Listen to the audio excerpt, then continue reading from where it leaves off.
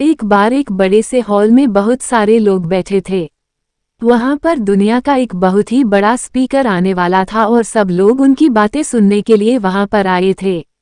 लगभग 10 मिनट के बाद वह स्पीकर स्टेज पर आ जाता है और वह बोलता है कि अगर आपने मेरी बात ठीक से सुन ली और समझ ली तो आपकी जिंदगी पूरी तरह से बदल जाएगी।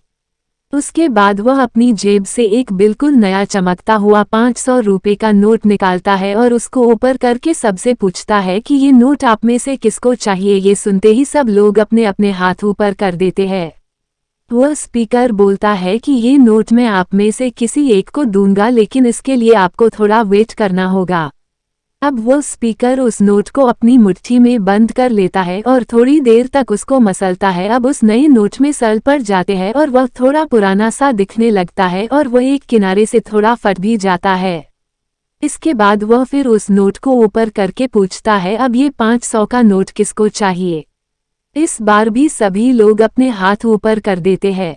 तब स्पीकर ने उस नोट को जमीन पर गिरा दिया और उस नोट पर 3-4 बार पैर रख दिया। इससे नोट और भी पुराना हो गया और उस पर थोड़ी मिट्टी भी लग गई थी।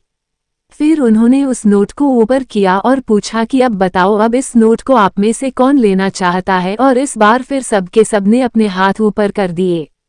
स्पीकर अब नोट को फिर से नीचे जमीन पर गिरा देता है और उसके ऊपर कूद कूद कर उसको दोनों पैरों से रगड़ देता है और उसके ऊपर चाय भी गिरा देता है। अब नोट इतना गंदा हो जाता है कि उसको पहचानना भी मुश्किल होता है। कोई भी उस नोट को देखता तो यही बोलता कि अब ये सिर्फ एक गंदा कागज का टुकड़ा है, अब यह बेकार है, इस दुनिया में इसकी कोई वैल्यू नहीं है। स्पीकर ने एक बार फिर उस नोट को उठाया और ऊपर करके सबसे पूछा, अब इस नोट को कौन लेना चाहता है। और इस बार भी सबके सबने अपने हाथ ऊपर कर दिए। कितना भी गंदा पुराना मिट्टी में सना हुआ चाय का दाग लगा हुआ हो, लेकिन अभी भी वह 500 रुपये का नोट ही था। जिंदगी कई बार बड़े बड़े झटके देती है। आप एग्जाम में फेल हो जाते हो या जॉब के इंटरव्यू के बाद आपका सिलेक्शन नहीं होता। जब आपका बुरा समय चल रहा होता है और आप सिचुएशन का सामना कर रहे होते हो, उसके बाद आपको लगने लगता है कि आप सफलता के लायक ही नहीं है। आपको लगता है कि दूसरे लोग आपसे बेटर है और आप किसी काम के नहीं हो, आपकी कोई वैल्यू नहीं है। हमेशा याद रखो, इससे कोई फर्क नहीं पड़ता कि आपने कितनी बार सिचुएशन का सामना किया है, आप जिंदगी में कितनी बार फेल हुए हो, आपकी वैल्यू हमेशा वही रहेगी जो पहले थी। आपके पास कुछ खास है जो दूसरों के पास नहीं है और ये कोई भी आपसे छीन नहीं सकता। अब तक सक्सेस नहीं मिलने से आपकी वैल्यू कम नहीं हुई है।